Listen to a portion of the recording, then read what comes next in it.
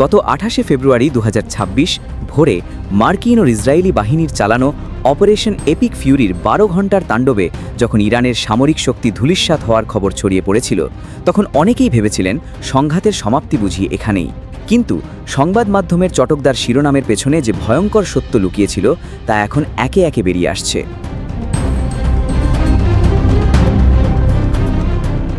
খোদ মার্কিন গোয়েন্দা সংস্থা সিআইএর গোপন নথিতে উঠে এসেছে, ইরানকে যতটা দুর্বল ভাবা হয়েছিল, বাস্তবে তারা তার চেয়েও অনেক বেশি শক্তিশালী অবস্থায় রয়েছে।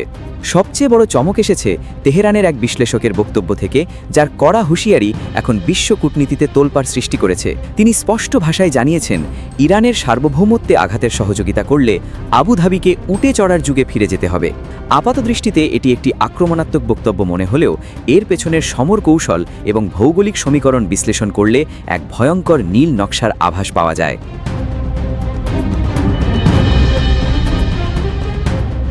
ইরান সন্দেহ করছে সংযুক্ত আরব আমিরাত ও সৌদি আরব গোপনে মার্কিন ও ইসরায়েলি বাহিনীকে তাদের ভূখণ্ড ব্যবহার করে হামলা চালাতে সহায়তা করেছে। বিশেষ করে ট্রাম্প প্রশাসন যখন আমিরাতকে ইরানের তেল রপ্তানির প্রধান কেন্দ্র খারক দ্বীপ দখলের অনুরোধ জানায়, তখন থেকেই তেহরানের ক্ষোভ আগ্নেয়গিরির মতো বিস্ফোরিত হতে শুরু করে। কিন্তু প্রশ্ন হলো, ইরান কি সত্যিই এমন কোনো পদক্ষেপ নিতে সক্ষম? ফাঁস হওয়া গোয়েন্দা তথ্য অনুযায়ী ইরানের বিপুল সংখ্যক মিসাইল এখনও সম্পূর্ণ অক্ষত রয়েছে এবং মাটির নিচে থাকা অধিকাংশ মিসাইল স্টোরেজ ফ্যাসিলিটি এখনও আংশিক বা সম্পূর্ণ সক্রিয়। সবচেয়ে চাঞ্চল্যকর তথ্য হলো, ইরান ইতোমধ্যে তাদের বহু মিসাইল ঘাঁটি পুনরায় সচল করে ফেলেছে। সমর বিশেষজ্ঞদের মতে, ইরান এবার আর দীর্ঘস্থায়ী যুদ্ধের পথে হাঁটবে না, বরং তাদের নতুন কৌশল হল অত্যন্ত তীব্র এবং স্বল্পস্থায়ী হামলা, যেখানে প্রতিদিন কয়েক ডজন থেকে কয়েকশো ক্ষেপণাস্ত্র ছুড়ে বিপক্ষকে দিশেহারা করে দেওয়া হবে।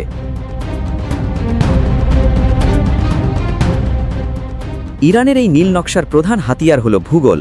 বিশ্বের সামুদ্রিক তেল বাণিজ্যের বিশাল অংশ যাতায়াত করে হরমুজ প্রণালী ও বাব আল মানদেব হয়ে, আর এই দুই কৌশলগত জলপথের ওপর ইরানের শক্তিশালী প্রভাব রয়েছে। যদি কোনোভাবে এই পথ রুদ্ধ হয়ে যায়, তবে বিশ্ব অর্থনীতিতে আক্ষরিক অর্থেই আগুন লেগে যাবে এবং তেলের দাম আকাশচুম্বী হয়ে উঠবে। তেহরান সরাসরি হুমকি দিয়েছে, প্রয়োজনে তারা আবুধাবির আধুনিক অবকাঠামো ধূলিসাৎ করে দিতে পারে। এই উত্তেজনার মধ্যেই আমেরিকার নিজস্ব সীমাবদ্ধতাও প্রকট হয়ে উঠছে।